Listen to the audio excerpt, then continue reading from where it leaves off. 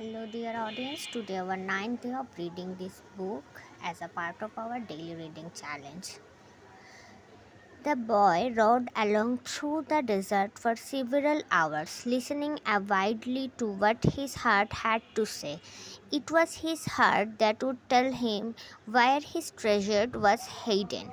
Where your treasure is, there also will be your heart, the alchemist had told him. But his heart was speaking of other things with pride.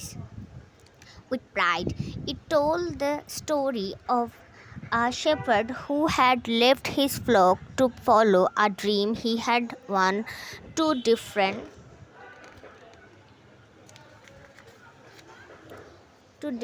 occasions. It told of destiny and of the many men who had wandered in search of distant lands or beautiful women, confronting the people of their times with their preconceived nations. It spoke of journeys, discoveries, books, and change. As he was about to climb yet another dune, his heart whispered, "Be aware of the place where you were brought to tears. That's where I am, and that's where your treasure is."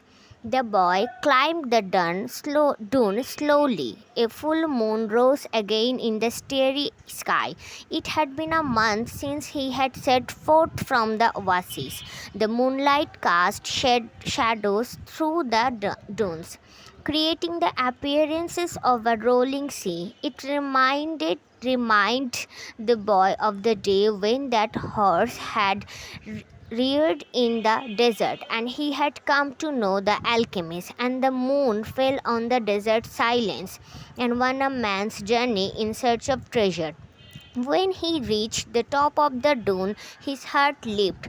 There, illuminated by the light of the moon and the brightness of the desert, stood the solemn and majestic pyramids of Egypt. The boy fell to his knees and wept. He thanked God for making him believe in his destiny and for leading him to meet a king, a merchant, an Englishman, and an alchemist. And above all, for his having met a woman of the desert who had told him that love would never keep a man from his destiny. If he wanted to, he could now return to the Wasis, go back to Fatima, and live his life as a simple shepherd. After all, the alchemist continued to live in the desert. Even though, even though he understood the language of the world and knew how to transform lead into gold, he didn't need to demonstrate his science and art to anyone. The boy told himself that on the way toward realizing his own destiny, he had learned all he needed to know and had experienced everything he might have dreamed of. But here he was at the point of finding his treasure, and he reminded himself that no project is completed until its objective has been achieved. The boy looked at the sands around him and saw that where his tears had fallen, a scrub beetle was skulking through the sand. During his time in the desert, he had learned that in Egypt the scrap beetles are a symbol of God. Another woman. Another woman. The boy began to dig into the dune. As he did so, he thought of the crystal merchant had once said that anyone could build a pyramid in his backyard.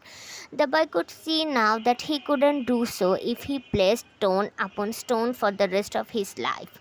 Throughout the night, the boy dug at the place he has chosen, but found nothing. He felt weighted down by the centuries of time since the pyramids had been built.